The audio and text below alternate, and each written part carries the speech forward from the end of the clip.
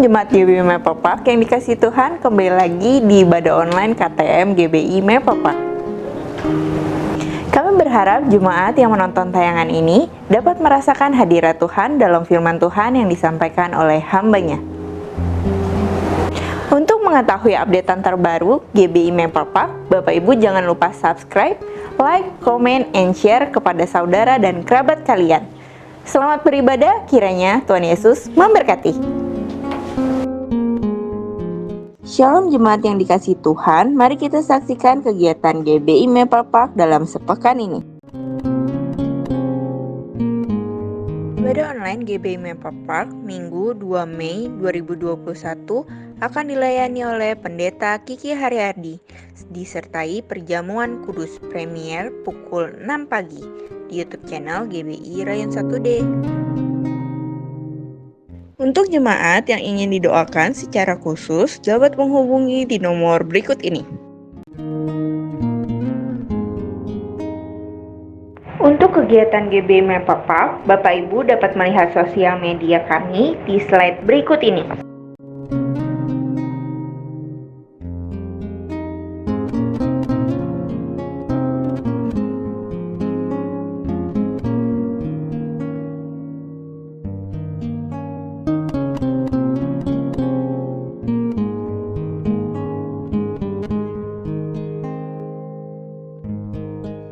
Bagi jemaat yang ingin memberikan persembahan, dapat mentransfer ke nomor rekening BCA berikut ini.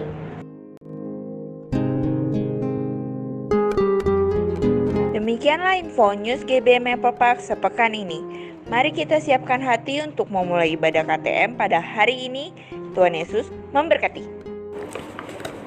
Deklarasi iman. Dalam lindungan Allah, orang yang duduk dalam lindungan yang maha tinggi dan bermalam dalam naungan yang maha kuasa akan berkata kepada Tuhan, tempat perlindunganku dan kubu pertahananku, Allahku yang kupercayai. Sungguh dialah yang akan melepaskan engkau dari jerat penangkap burung, dari penyakit sampar yang busuk. Dengan kepaknya ia akan menundungi engkau, di bawah sayapnya engkau akan berlindung. Kesetiaannya ialah perisai dan pagar tembok. Engkau tak usah takut terhadap kedahsyatan malam, terhadap panah yang terbang di waktu siang, terhadap penyakit sampar yang berjalan di dalam gelap, terhadap penyakit menular yang mengamuk di waktu petang. Walau 1000 orang rebah di sisimu dan 10.000 di sebelah kananmu, tetapi itu tidak akan menimpamu. Engkau hanya menontonnya dengan matamu sendiri dan melihat pembalasan terhadap orang-orang fasik. Sebab Tuhan ialah tempat perlindunganmu, yang maha tinggi telah kau buat tempat perteduhanmu. Malapetaka tidak akan menimpa kamu, dan tulah tidak akan mendekat kepada kemahmu. Sebab malaikat-malaikatnya akan diperintahkannya kepadamu untuk menjaga engkau di segala jalanmu. Mereka akan menantang engkau di atas tangannya, supaya kakimu jangan terantuk kepada batu. Singa dan ular tedung akan kau langkahi, engkau akan menginjak anak singa dan ular naga. Sungguh hatinya melekat kepadaku, maka aku akan meluputkannya. Aku akan membentenginya, sebab ia mengenal namaku. Bila ia berseru kepadaku, aku akan menjawab. Aku akan menyertai dia dalam kesesakan. Aku akan meluputkannya dan memuliakannya. Dengan panjang umur akan kukenyangkan dia, dan akan kuperlihatkan kepadanya keselamatan daripadaku. Amin. Pentakosta ketiga. 1. Pentakosta ketiga adalah pencurahan Roh Kudus yang dahsyat di zaman now, melebihi yang terjadi di Azusa Street. 2. Pentakosta ketiga akan mengakibatkan penuaian jiwa yang terbesar dan yang terakhir sebelum Tuhan Yesus datang kembali. 3. Pentakosta ketiga akan membangkitkan generasi Yeremia, yaitu anak-anak muda yang dipenuhi Roh Kudus, cinta mati-matian kepada Tuhan Yesus, tidak kompromi terhadap dosa, dan akan bergerak untuk memenangkan jiwa. 4. Pentakosta ketiga lahir di Indonesia dan bergerak ke bangsa-bangsa. Gerakan ini dari timur ke barat dan akan kembali ke Yerusalem. 5. Pentakosta ketiga akan memberikan kuasa untuk menyelesaikan amanat agung. Dan setelah itu Tuhan Yesus datang kembali. Puji nama Tuhan. Shalom Bapak Ibu Saudaraku. Malam hari ini kita percaya Tuhan hadir dimanapun kita berada. Maka dari itu kita siapkan hati kita untuk memuji menyembah Tuhan bersama. Saya ajak kita bersama-sama tundukkan kepala kita berdoa. Terima kasih Bapa buat kesempatan malam hari ini. Kami umat-Mu, kami hamba-hamba-Mu. Dimanapun kami berada, kami mempersatukan hati kami. Kami rindu menyembah-Mu, memuji-Mu dengan segenap hati kami. Biar hanya nama-Mu saja yang dipermuliakan di tengah kami Tuhan. Di dalam nama Tuhan Yesus yang siap bersuka cita bersama dengan saya berkata, amin. Boleh berikan tepuk tangan sorak-sorai kemuliaan buat Tuhan kita. Haleluya. Mari bersuka cita bersama Bapak Ibu Saudaraku. Sebab dialah Yesus, batu karang kita yang teguh. Amin. Tempat perlindungan kita.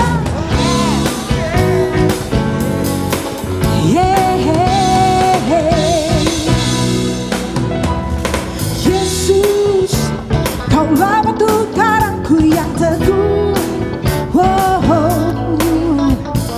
Yesus, Kaulah perisai bagi jiwaku. Takkan tergoyahkan, takkan tergoyahkan oleh lawan-lawanmu. Engkaulah dasar bagi imanku. Mari serukan Yesus. Yesus, Kaulah batu karangku yang teguh. Yesus, Kaulah perisai bagi jiwaku. Takkan tergoyahkan, takkan tergoyahkan oleh lawan-lawanmu. Engkaulah dasar bagi imanku. Serukan bersama. Kaulah batu karangku yang teguh. Kaulah batu karangku yang teguh. Kaulah batu karangku yang teguh. Yesus Kristus Tuhan. Kaulah batu karangku yang teguh. Kaulah batu karangku yang teguh. Kaulah batu karangku yang teguh. Yesus Kristus Tuhan. Yesus, katakan bersama. Yesus, Kaulah batu karangku yang teguh. Yesus, Kaulah perisai bagi jiwaku. Amin. Takkan tergoyahkan oleh lawan-lawanmu. Engkaulah dasar bagi imanku. Serukan. Kaulah batu karangku yang teguh. Kaulah batu karangku yang teguh. Kaulah batu karangku. Siapa namanya? Yesus Kristus Tuhan. Kaulah batu karangku yang teguh. Kaulah batu karangku yang teguh. Kaulah batu karangku yang teguh. Yesus Kristus Tuhan. Sebab dialah batu karang kita yang teguh, tempat perlindungan kita, sumber pengharapan kita. Yesus Kristus namanya. Kaulah batu karangku yang teguh. Kaulah batu karangku yang teguh. Kaulah batu karangku yang teguh. Yesus Kristus Tuhan. Kaulah batu karangku yang teguh. Kaulah batu karangku yang teguh. Kaulah batu karangku yang teguh. Yesus Kristus Tuhan. Yesus Kristus Tuhan. Yesus Kristus Tuhan. Oh, oh, oh.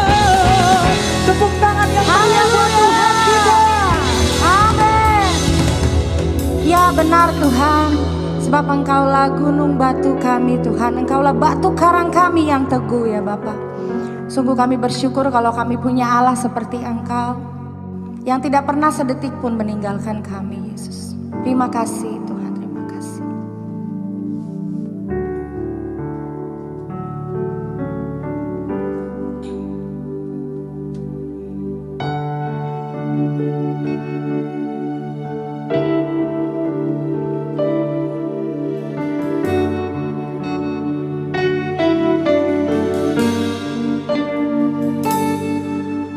Lebih dari yang telah ku pinta,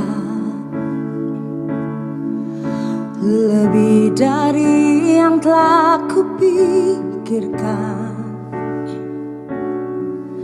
semuanya Engkau sediakan dalam hidupku.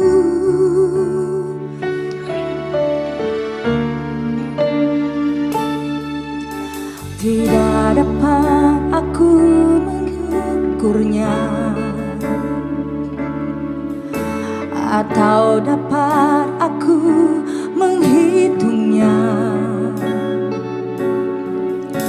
Kebesaran kasih-Mu ya Tuhan, yang Kau berikan.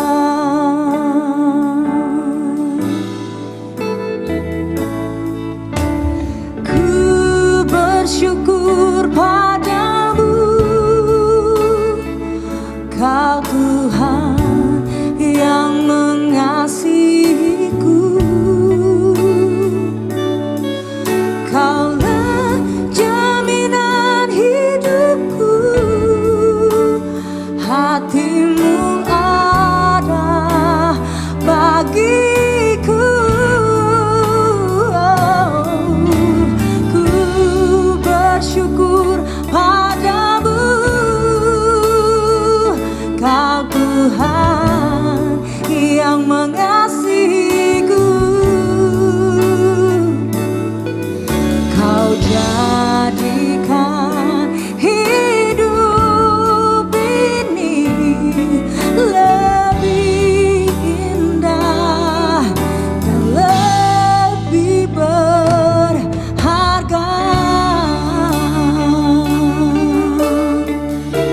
Bersama nyatakan, lebih dari yang telah ku pinta. Yes Jesus. Lebih dari yang tak ku pikirkan, semuanya Engkau sediakan dalam hidupku.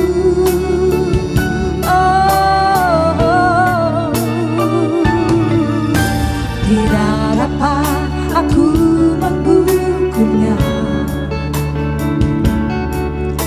atau dapat aku menghitungnya. Kebesaran kasih-Mu ya Tuhan, yang Kau berikan.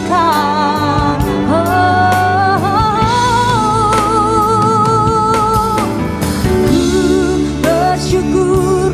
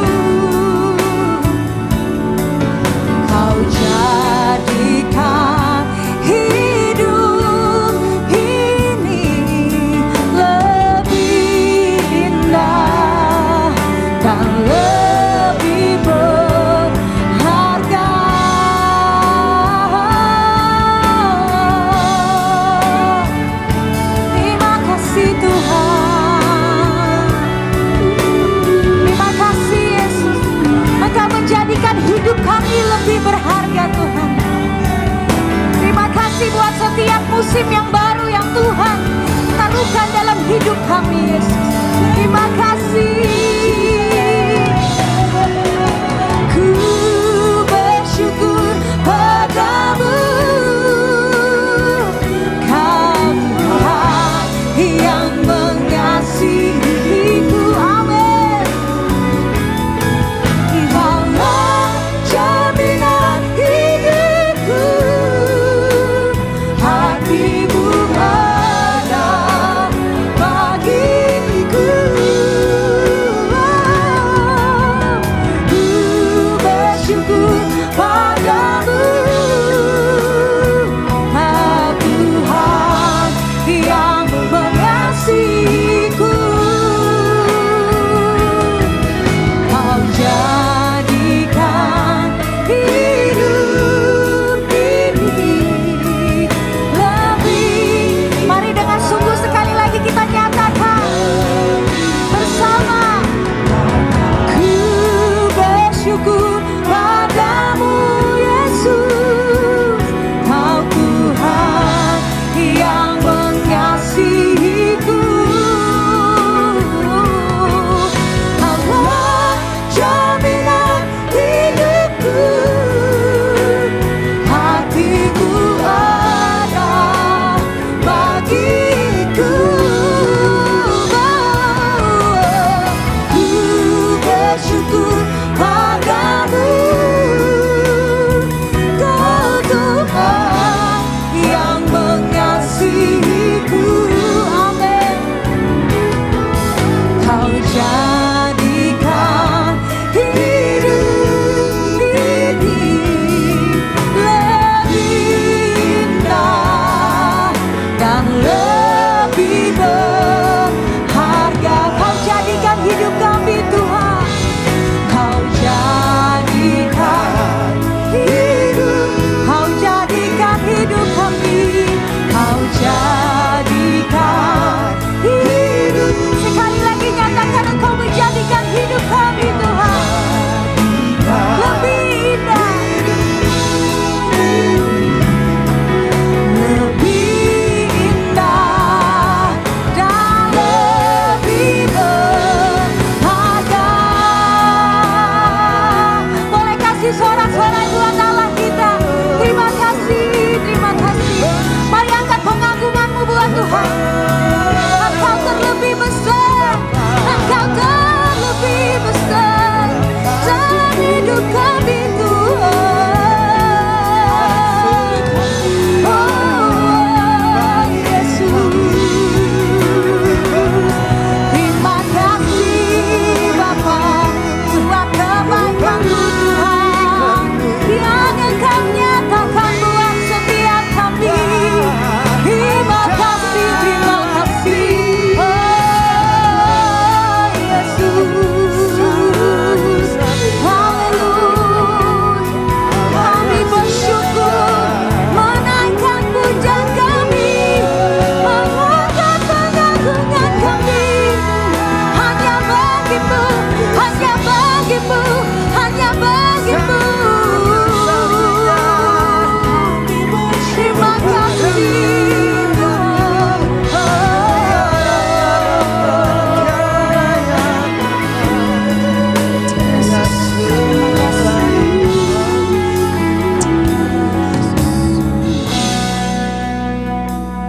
Kami bersyukur kepada Engkau, Tuhan.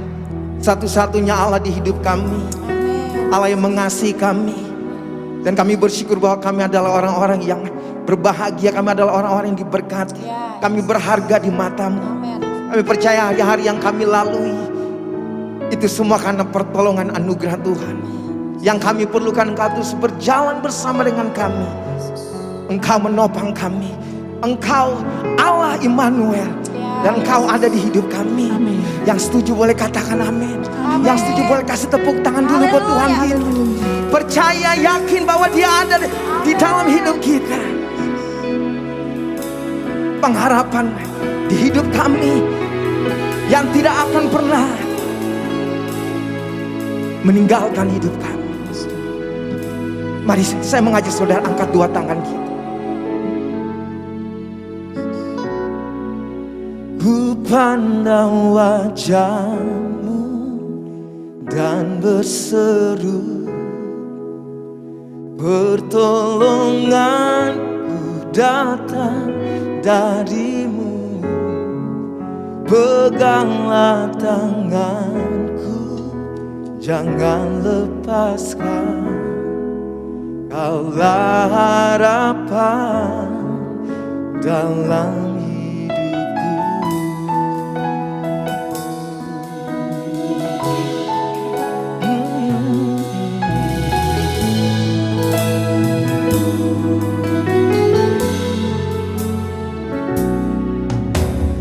bukan dengan kekuatanku ku dapat jalani hidupku, tanpa Tuhan yang di sampingku ku tak mampu sendiri. Engkaulah kuatku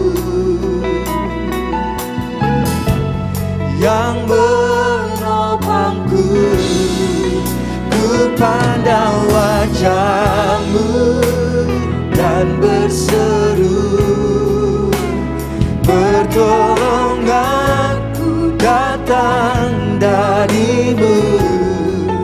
Peganglah tanganku, jangan lepaskan. Kaulah harapan dalam hidupku.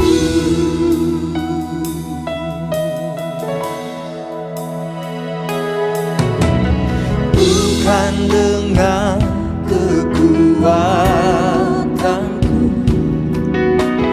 ku dapat jalani hidupku, tanpa Tuhan yang di sampingku ku tak mampu sendiri.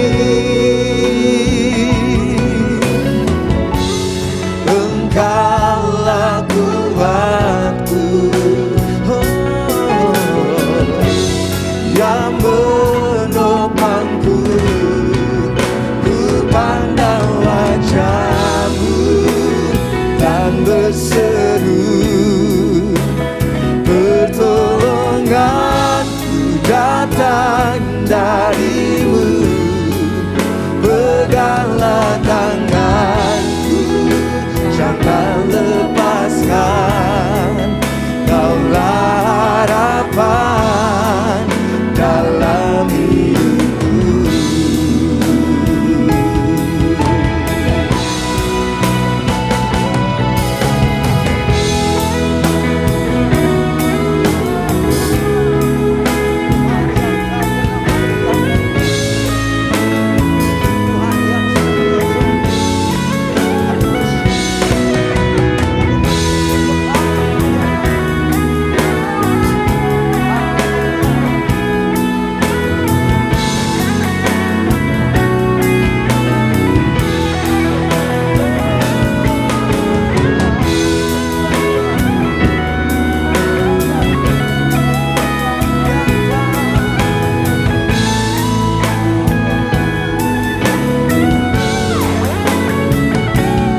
Mari saya mengajak saudara boleh angkat dua tangan dengan penuh iman, pengharapan, percaya Dia hidup.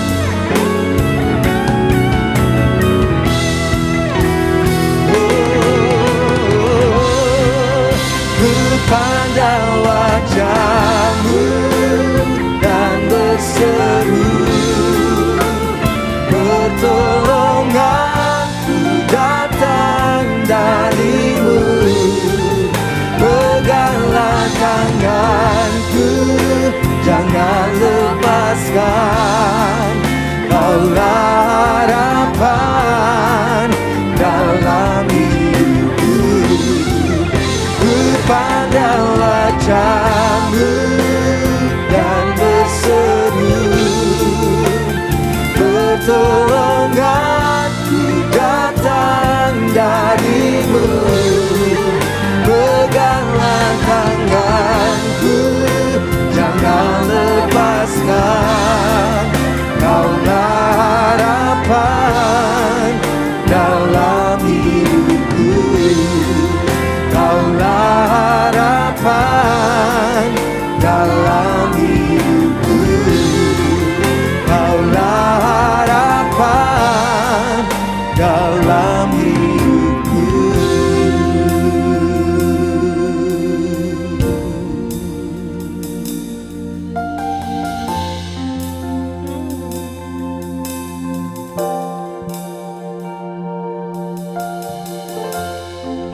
Mari kita berdoa untuk firman Tuhan. Kami berdoa Bapa supaya Engkau menuntun langkah-langkah hidup kami sesuai dengan firman Tuhan. Karena kami percaya firman-Mu adalah kebenaran, dan biarlah kebenaran yang dari Tuhan memberikan kami kekuatan dan kemerdekaan pada saat kami mendengar firman Tuhan. Kami mempercayai firman-Mu, kami menyimpan firman itu dalam hati kami, dan kami hidup dalam firman Tuhan, sehingga kami yang lemah Tuhan kuatkan, kami yang sakit Tuhan sembuhkan, kami yang terikat Tuhan lepaskan. Kami punya masalah, kami tahu Tuhan Engkau pasti memberikan kami jawaban dari firman Tuhan. Kami siap diberkati oleh firman-Mu, dalam nama Tuhan Yesus Kristus kami berdoa dan percaya.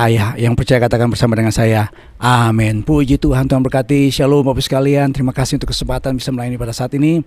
Terima kasih buat Pak Ferry, buat Pak Bagus dan teman-teman dari pengurus Maple Park ya, PD Shalom GB Maple Park. Terima kasih untuk kesempatan bisa melayani, walaupun saya tidak bisa langsung melayani jemaat Tuhan di Maple Park, tapi saya percaya Tuhan yang kita sembah, Tuhan yang maha hadir, Tuhan memberkati saudara dimanapun saudara berada. Saya akan bicara tentang bagaimana orang percaya mengatasi ketawaran hati, menang atas ketawaran hati. Saya bacakan dalam Yohanes 21 ayat 1 sampai dengan ayat yang ketiga. Yohanes 21 ayat 1 sampai dengan ayat yang ketiga berkata, kemudian Yesus menampakkan diri lagi kepada murid-muridnya di pantai Danau Tiberias, dan ia menampakkan diri sebagai berikut. Di pantai itu berkumpul Simon Petrus, Thomas yang disebut Didimus, Nathanael dari Kana yang di Galilea, anak-anak Zebedius, dan dua orang muridnya yang lain. Ayat yang ketiga berkata, kata Simon Petrus kepada mereka, aku pergi menangkap ikan. Kata mereka kepadanya, kami pergi juga dengan engkau. Mereka berangkat lalu naik ke perahu, tapi malam itu mereka tidak menangkap apa-apa. Kita yang berbahagia adalah kita mendengar firman dan menyimpan dalam kehidupan kita sehari-hari. Kalau Bapak Ibu sekalian, saudara pernah membaca sedikit tentang sejarah kekristenan, ternyata di awal-awal kekristenan orang Kristen mengalami penderitaan yang luar biasa. Orang-orang Kristen mengalami aniaya. Namun saya membaca sebuah statistik, diperkirakan estimates of population, kekristenan itu bertumbuh dengan luar biasa. Walaupun di awal-awal orang Kristen mengalami penderitaan, namun tahun 350 Masehi orang-orang Kristen sudah mencapai 56,5% dari seluruh penduduk di wilayah kerajaan Romawi. Kalau kita membaca sedikit lagi sejarah orang-orang Kristen selama perang Korea, orang-orang Kristen mengalami penderitaan yang luar biasa. Namun kekristenan di Korea begitu dahsyat.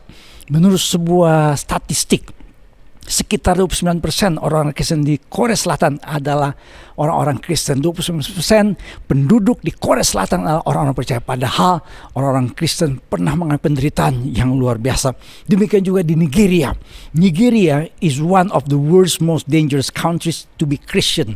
Jadi kalau orang-orang Kristen yang ada di Nigeria itu sangat berbahaya hidup mereka, karena sering kali mengalami penderitaan dan aniaya yang luar biasa. Namun saya membaca saudara pertemuan gereja di Korea, gereja-gereja terbesar di Nigeria saudara, ada gereja-gereja yang jumlahnya itu lebih dari 2 juta anggota jemaat. Ada satu gereja over 2 million members. Ada satu gereja punya tempat kapasitas ibadahnya itu 100.000 tempat duduk. Saudara-saudara, apa artinya ini? Ini menunjukkan orang-orang percaya ketika dibabat semakin merambat. Orang-orang percaya, saya ulangi lagi, ketika dibabat semakin merambat. Jadi salah besar tuh konsep dari para teroris, kita ledakin gereja, kita aniaya orang Kristen, kita bunuh orang Kristen, pasti kekristenan akan mati. Itu salah saudara. Kenapa? Karena dalam sejarah gereja dibuktikan bahwa orang-orang percaya ketika mengalami penderitaan, mengalami aniaya, justru orang-orang percaya makin kuat, makin berakar, makin bertumbuh, makin bertambah. Haleluya. Tapi saya baca ada sebuah laporan. Seorang hamba Tuhan namanya Tommy Bernard melaporkan bahwa hanya 1 dari 10 orang yang memulai pelayanan pada usia 21 tahun dan tetap melayani Tuhan sampai usia 65 tahun. Dari 10 cuma tinggal 1. Kenapa? Karena mereka jatuh dari pelayanan.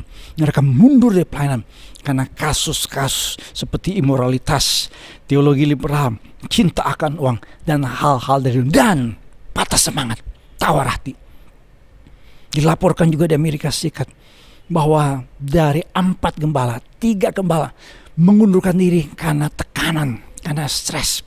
Dan orang yang stres itu karena ketawaran hati. Jadi orang itu bisa mengalami stres dari masalah, jadi tawar hati, dan jadi stres. Dengan kata lain saya mengatakan bahwa kekristenan akan runtuh. Orang-orang percaya akan lemah imannya.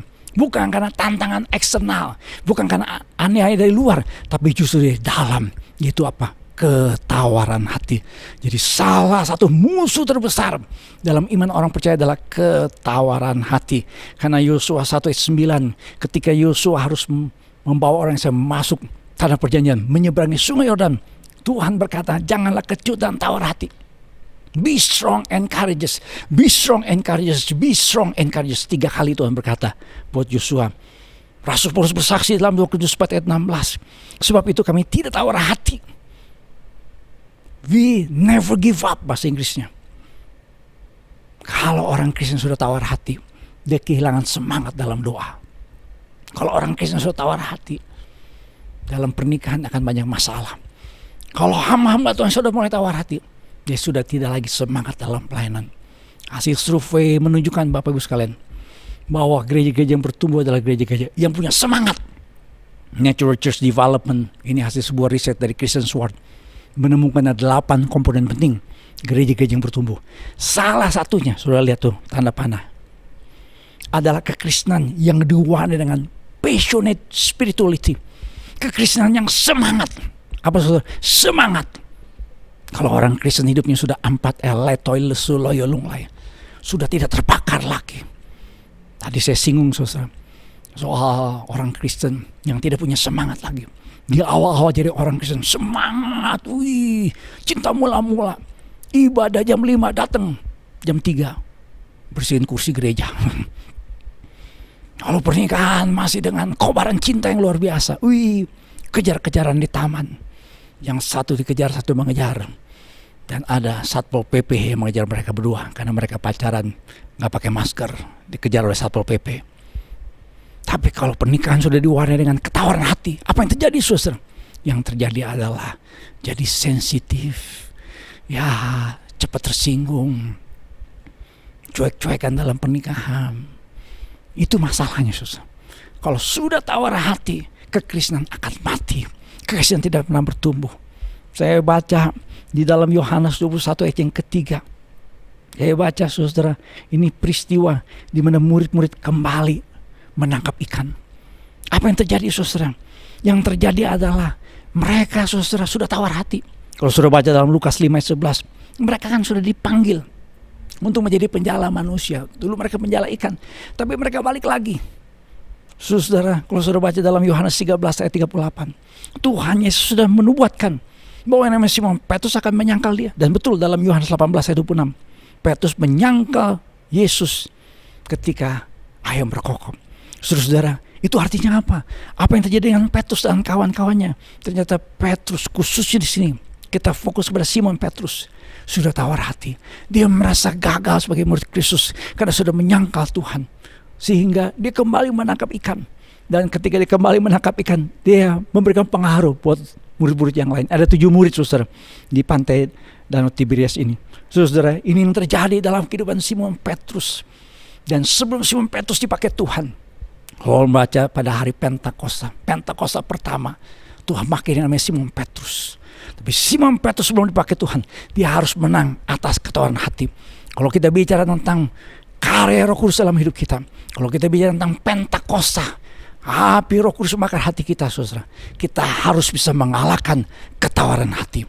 Bagaimana saudara orang percaya menang atas ketawaran hati? 3 cara kita mengatasi ketawaran hati. Yang pertama, kita harus punya keyakinan iman. Sudah baca dalam Yohanes 21 yang ke-6, ketika murid-murid kembali menangkap ikan, mereka tidak menangkap apa-apa. Orang yang tawar hati biasanya ketika mereka melakukan apapun juga nggak ada berkatnya, nggak ada hasilnya, nggak ada buahnya, nggak ada sesuatu yang luar biasa kalau orang hidup dalam ketawaran hati. Dan Tuhan Yesus secara khusus mendatangi Simon Petrus dan kawan-kawan. Ini dia dalam Yohanes 21 yang ke-6. Maka kata Yesus kepada mereka, tebarkanlah jalamu di sebelah kanan perahu, maka kamu peroleh.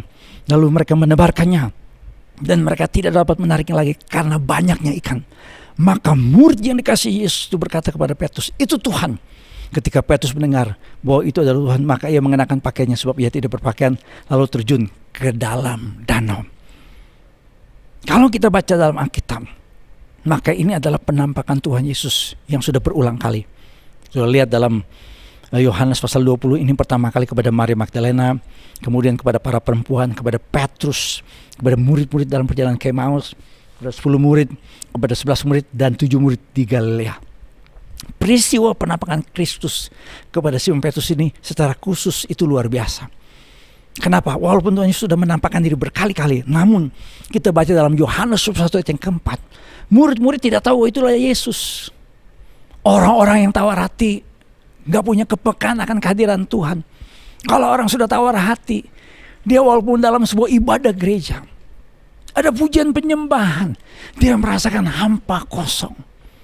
Seringkali orang suka berkata, Pak, kok kayaknya Pak, saya punya doa, saya punya ibadah, rasanya kok Tuhan jauh.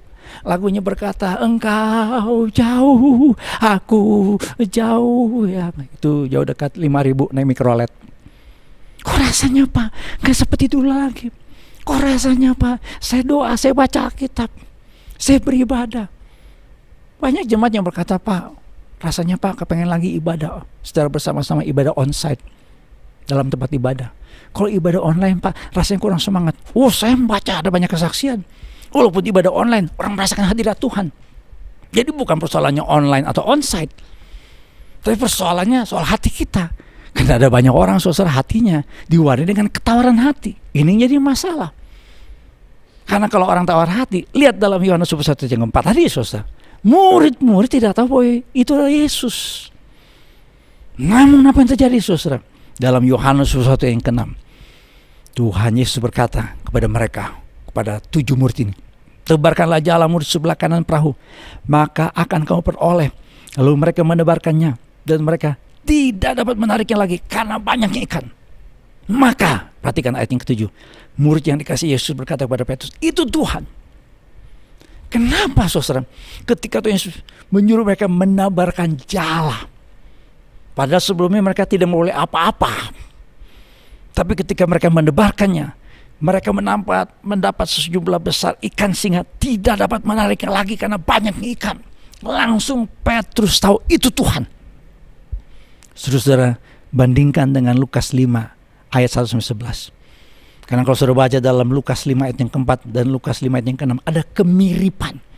Karena pada waktu itu pun juga Simon Petrus tidak menangkap apa-apa setelah semalam-malam mencari ikan. Tapi setelah Tuhan Yesus berkata, tebarkanlah jalamu untuk menangkap ikan, mereka menangkap sejumlah besar ikan sehingga jala mereka mulai koyak. Sehingga saudara dalam Lukas pasal 5 ayat yang ke-5 dan Lukas 5 ayat yang ke-8 ada perbedaan. Dia manggil Yesus yang semula guru menjadi Tuhan. Langsung sadar ini Tuhan. Makanya saudara yang namanya Simon Petrus langsung tahu ini Tuhan.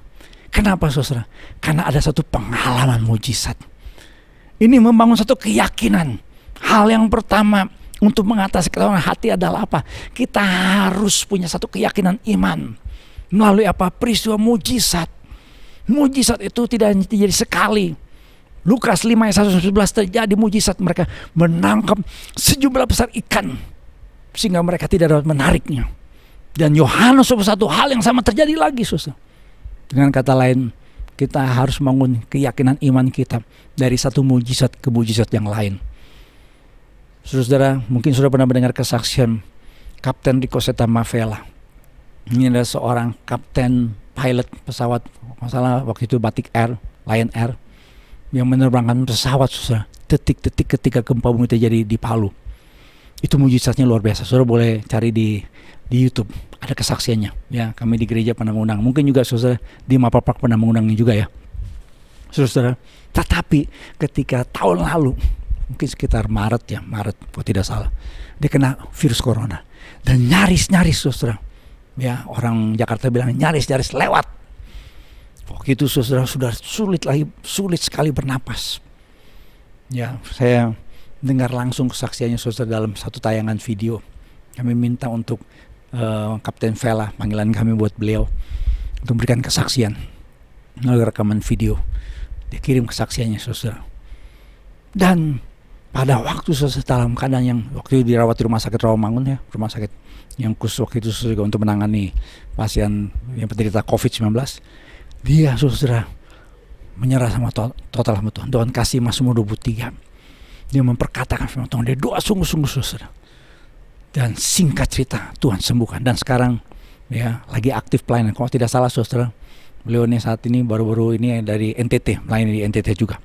Saudara, jadi artinya apa? Kita harus punya keyakinan iman berdasarkan pengalaman iman dalam Kristus. Ada banyak orang Kristen saudara, dia pernah melihat mujizat, tapi di hari-hari kemudian, di minggu-minggu kemudian, di bulan-bulan kemudian, di tahun-tahun kemudian, gak ada sesuatu yang Tuhan kerjakan secara ajaib dalam hidupnya. Ada yang berkata, dulu saya disembuhkan Tuhan. Kapan? 10 tahun yang lalu, 15 tahun yang lalu. Dulu saya pernah berdoa dan saya mengalami sesuatu yang dari Tuhan. Tapi sekarang rasanya kok saya sudah kering. Saudara harus punya keyakinan iman berdasarkan pengalaman iman, berdasarkan mujizat yang Tuhan kerjakan dalam hidup saudara.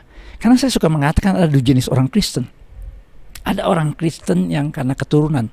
Ini Kristen yang selalu ya kalah dalam menghadapi masalah. Karena kekristenannya berdasarkan keturunan. Namanya si Matius, Markus, Lukas, Yohanes, Kisah Rasul, Roma 1, 2 Korintus, Wahyu, Nugroho. Ya, pakai kalung salib yang gede sampai jalannya bongkok-bongkok. Tapi Kristen karena keturunan, gak punya pengalaman iman, sehingga mudah sekali menghadapi masalah langsung menyerah, mudah sekali menghadapi masalah langsung tawar hati, mudah sekali ketika ada persoalan dia give up, menyerah. Orang yang tawar hati itu karena tidak punya pengalaman iman, sehingga dia tidak punya yang namanya keyakinan iman Tuhan Yesus sanggup menjadi penolong dalam hidupnya. Saudara-saudara, orang-orang yang mengalami pengalaman iman adalah Kristen pertobatan.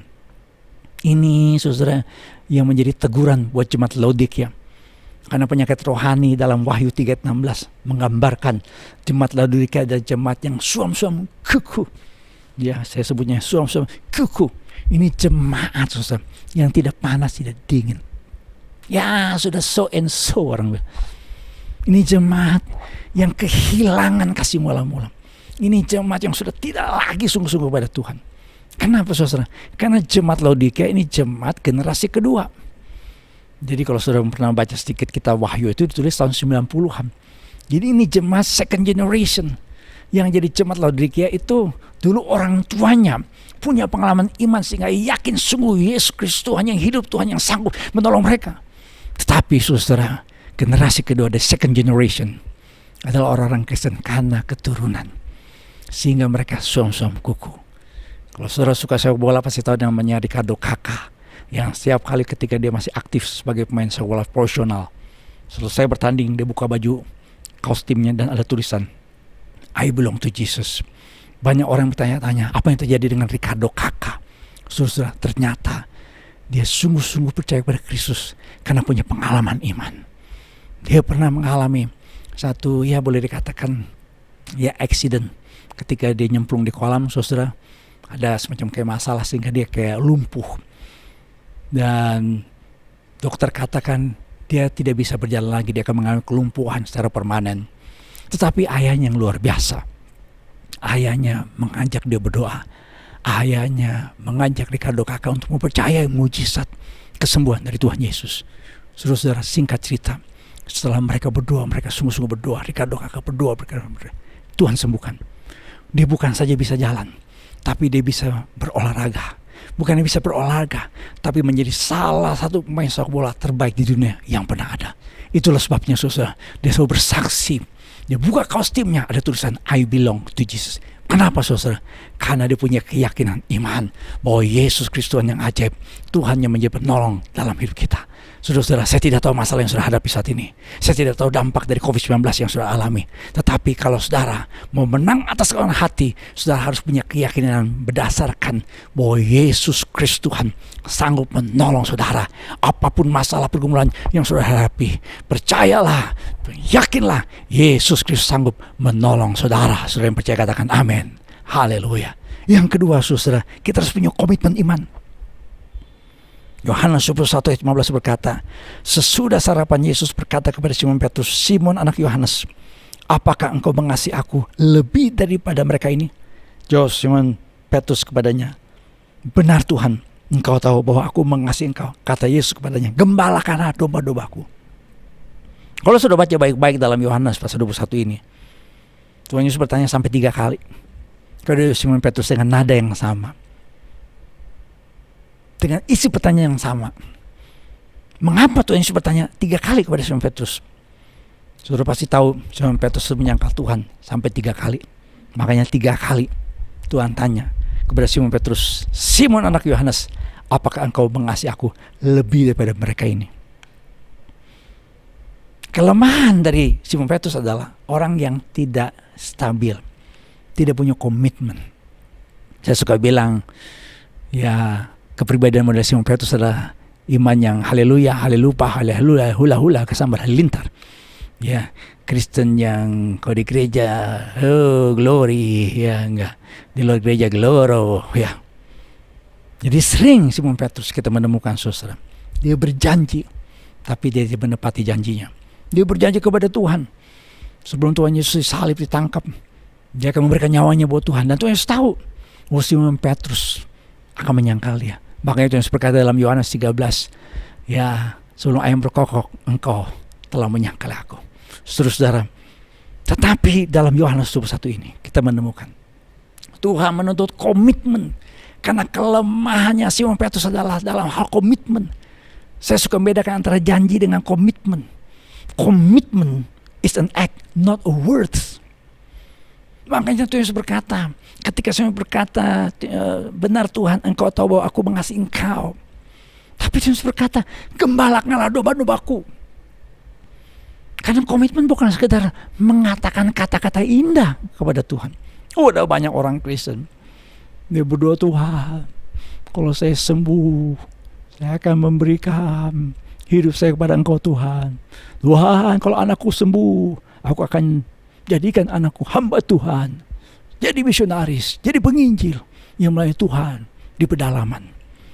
Saya suka cerita ada orang Manado, hari Minggu nggak gereja, dia naik pohon kelapa, tiba-tiba angin keras tiup, sehingga pohon kelapanya ikut goyang dan dia ketakutan. Dan dia berdoa, Tuhan, bikin berhenti ini angin. Kalau angin ini berhenti, saya akan ke gereja 5 kali hari Minggu. Padahal di gerejanya cuma ibadah 3 kali. Yang 2 ibadah itu sekolah minggu. Bayangkan, sekolah minggu pun dia mau ikut. Dan singkat cerita saudara, ya, baru dia berdoa begitu, angin berhenti. Dia turun selamat dari pohon kelapa. Tapi ketika tiba di bawah, langsung dia berdoa lagi dan angkat tangan, Tuhan, tadi bercanda, nggak serius. Itu bukan komitmen. Itu janji-janji, tinggal janji, bulan madu hanya mimpi. There is difference between interest and commitment. When you are interested in doing something, you do it only when it's convenient. When you are committed to something, you accept no excuses, only results. Seringkali banyak orang kalah terhadap ketahuan hati karena nggak punya komitmen. Most people fail not because of lack of desire, but because of lack of commitment. Komitmen ini yang mengalahkan ketahuan hati. Dan Tuhan menuntut kepada Simon Petrus, gembalakanlah domba-dombaku. Dan kalau kita baca dalam sejarah gereja, memang di akhir hidupnya Simon Petrus, dia menjadi seorang gembala di kota Roma. Orang yang namanya Nik Vujicic lahir tanpa tangan, tanpa kaki. Dia sempat marah sama Tuhan. Dia protes sama Tuhan. Kenapa dia lahir tanpa tangan, tanpa kaki? Orang tuanya adalah orang Kristen yang cinta Tuhan. Tapi dia protes sama Tuhan. Kenapa saya lahir dalam keadaan yang cacat? Tidak punya tangan, tidak punya kaki. Sempat dia berpikir untuk bunuh diri. Saudara tahu, kalau orang punya masalah, jadi tawar hati jadi stres, dari stres akhirnya jadi depresi, dan depresi berpikir untuk bunuh diri. Itu yang dialami saudara oleh Nick Vujicic. Tetapi saudara, satu kali dia baca sebuah ayat firman Tuhan dalam Yohanes 9 ayat yang ketiga, itu mengubah hidupnya. Dia percaya Tuhan mau supaya dia melakukan perkara-perkara yang besar. Dan akhirnya saudara, dia bikin satu komitmen. Tuhan, saya mau bangkit. Saya mau melakukan perkara-perkara yang besar. Saya percaya kepada Engkau Tuhan, bahwa Tuhan punya rencana yang luar biasa dalam hidupku. Singkat cerita saudara, kalau saudara baca biografi hidupnya, saudara boleh buka di YouTube. Nick Vujicic menjadi salah satu pembicara motivator yang telah berbicara kepada lebih dari ratusan juta orang di dunia. Sehingga dia punya keyakinan bahwa God won't allow anything happen in your life if it's not for your good. Kenapa dia lakukan ini, saudara? Kenapa dia katakan ini? Karena dia tahu komitmen kepada Tuhan buat dia menjadi orang yang luar biasa, jadi orang yang berdampak. Saya suka menceritakan saudara kemampuan seorang menghadapi masalah dari adversity question. Saya suka menjelaskan ini saudara, bahwa kalau orang menghadapi masalah seperti orang menghadapi gunung yang tinggi di depannya untuk didaki. Ada yang bisa jadi quitters, ada yang jadi campers, ada yang jadi climbers. Nah, orang yang jadi quitters ini orang yang langsung tawar hati, langsung menyerah, langsung kalah. Campers, dia coba daki tapi berhenti di tengah, bikin camp, makanya disebut campers. Tapi ada yang namanya climbers. Climbers adalah orang-orang yang punya komitmen untuk terus mendaki sampai di puncak. Ini orang-orang yang menang. Ini adalah orang-orang yang menaklukkan tantangan, masalah, persoalan, himpitan, sakit, penyakit dalam hidupnya. Itu yang disebut sebagai climbers. Orang-orang yang punya komitmen iman. Saya berdoa saudara, apapun masalah persoalan yang saya hadapi, tetap punya komitmen, tetap melangkah, tetap berdoa, tetap percaya, tetap bertindak, tetap mengasihi suami, tetap mengasihi istri, tetap melakukan yang terbaik, maka saudara akan melihat sesuatu yang luar biasa Tuhan kerjakan dalam hidup saudara. Yang percaya katakan amin. Haleluya. Yang ketiga saudara adalah penyerahan iman. Yohanes 21 ayat yang ke-18. Aku berkata kepadamu, sesungguhnya ketika engkau masih muda, engkau akan mengikat pinggangmu sendiri dan engkau berjalan kemana saja kau kehendaki. Tetapi jika engkau sudah menjadi tua, engkau akan mengulurkan tanganmu dan orang lain akan mengikat engkau dan bawa engkau ke tempat yang tidak kau kehendaki. Ini adalah nubuatan kematian Rasul Petrus. Saudara baca dalam Yohanes 19, dikatakan oleh firman Tuhan, dan hal ini dikatakannya untuk menyatakan bagaimana Petrus akan mati dan memuliakan Allah. Sesudah berkata demikian, ia berkata kepada Petrus, ikutlah aku. Kalau saudara pernah membaca dalam sejarah gereja, ada tradisi yang menceritakan tentang Petrus yang mati disalib dengan kepala di bawah, kaki di atas. Kisahnya dibuat satu film yang berjudul Quo Vadis Domine. Kisahnya menarik saudara, karena Petrus ketika mengalami aniaya di tengah kota Roma. Saudara tahu dalam sejarah orang Kristen, tadi saya singgung, orang Kristen di awal-awal gereja berdiri mengalami penderitaan yang luar biasa. Dulu ada Kaisar Nero yang membenci orang Kristen dan membakar kota Roma dan memfitnah bahwa itulah orang Kristen yang membakar kota Roma. Saudara, ketika Petrus mau meninggalkan kota Roma, dia berjumpa dengan Tuhan. Dia bertanya kepada Tuhan, Quo Vadis Domine, where are you going, Lord? Ini yang Tuhan katakan buat dia, I come to Rome to be crucified again. Saya akan kembali ke Roma untuk disalibkan. Saudara, langsung Petrus sadar dan ingat bahwa dia akan diikat tangannya, akan dibelenggu, dan dia akan mati memuliakan Allah. Dalam film atau cerita Quo Vadis, saudara, digambarkan ini tradisi gereja ya, tradisi gereja menceritakan bahwa akhirnya Petrus menyerahkan diri kepada Romawi, tentara Romawi, dan disalib dengan kepala di bawah, kaki di atas. Karena dia berkata, saya tidak layak seperti Tuhan saya. Jadi dia minta disalib dengan cara yang terbalik. Luar biasa. Ini disebut dengan penyerahan iman. Apa artinya martir? Martir dari kata Yunani saudara, martus, yang berarti saksi. Martir itu menceritakan orang-orang yang rela menderita, bahkan rela mati karena mempertahankan kepercayaan mereka kepada Kristus Yesus. Orang kalau tidak punya penyerahan iman, tantangan apapun dihadapinya, saudara, dia akan mundur, dia akan lari, dia akan menghindar, dia akan jadi tawar hati. Tapi orang-orang yang menyerah, dia rela saudara untuk hidup menjadi saksi bagi Kristus. Rela menyerahkan seluruh hidup ke dalam tangan Tuhan. Orang-orang yang rela adalah orang-orang apa saudara? Yang selalu berserah total sama Tuhan. Kalau saudara membaca dalam sejarah gereja, ribuan orang Kristen, jutaan orang Kristen rela mati buat Kristus. Survei 2018 saudara mengatakan orang-orang Kristen kurang lebih ada 4.000 yang mati dibunuh karena iman Kristen. Demikian juga saudara, statistik sampai tahun 2019 di Korea Utara diperkirakan estimated 50,000 to 70,000 Christians suffer daily in North Korean's prison camps. Ini fakta saudara yang ditemukan. Tetapi kenapa mereka saudara tidak tawar hati? Mereka tidak menyerah. Mereka tidak pernah menyesali kenapa sih orang Kristen yang menderita. Kenapa saya harus mengalami seperti ini? Itu karena mereka punya komitmen iman sampai kepada penyerahan iman.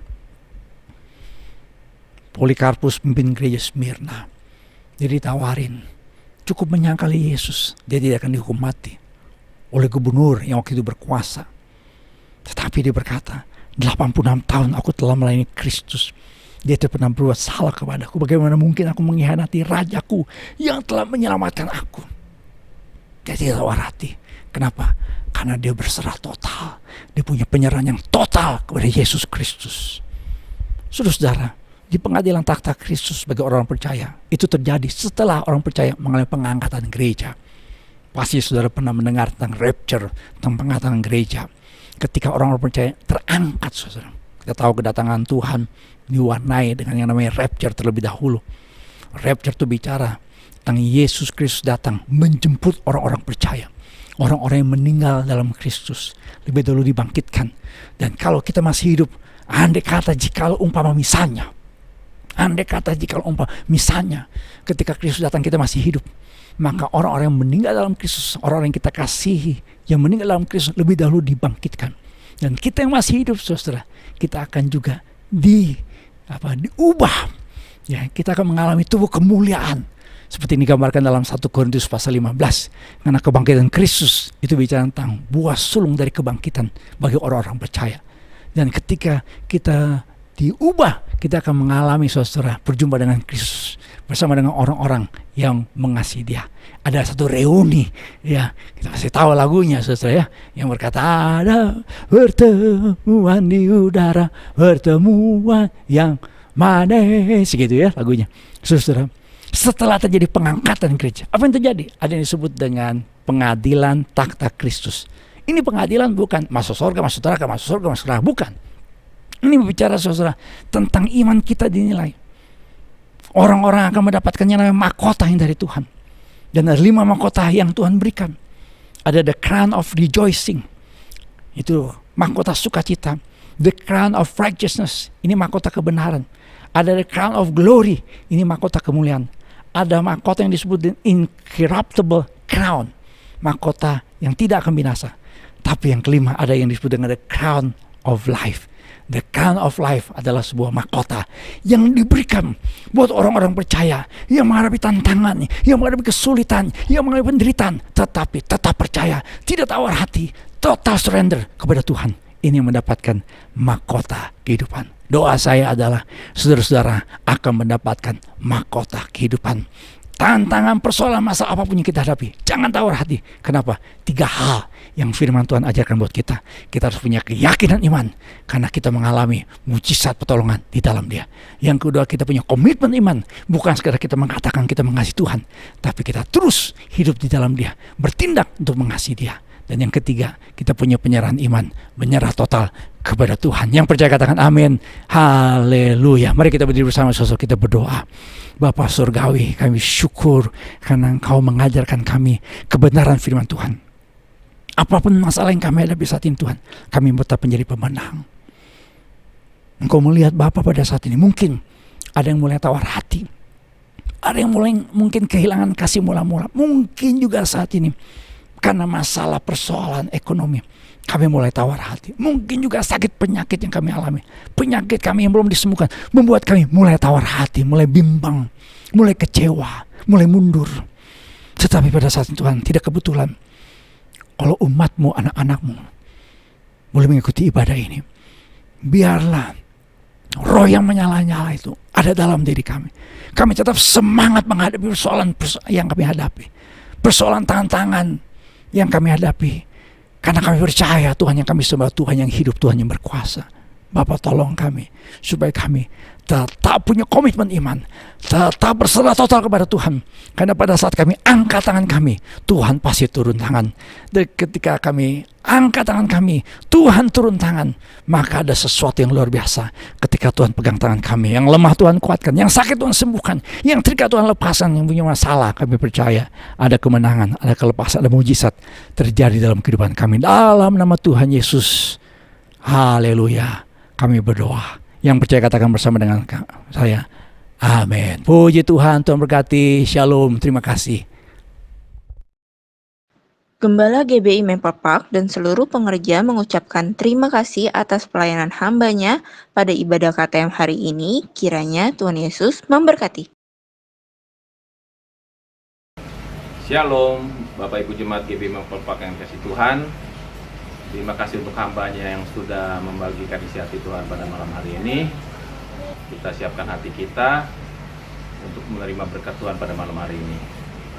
Kiranya berkat yang berlimpah-limpah, damai sejahtera, sukacita, kebahagiaan, kesehatan, bahkan perlindungan yang sempurna dari Allah Bapa di surga, di dalam Anaknya yang tunggal Tuhan Yesus Kristus, dan di dalam persekutuan yang manis senantiasa bersama Allah Roh Kudus menyertai Bapak Ibu sekalian, mulai hari ini bahkan sampai Maranatha, sampai kedatangan Tuhan Yesus yang kedua kali menyebut kita di awan-awan yang permai. Mari kita yang percaya dan berkati Tuhan bersama-sama katakan amin. Tuhan Yesus memberkati Bapak Ibu. Kami dan segenap kru yang bertugas mengucapkan terima kasih atas perhatiannya. See you next week and God bless you.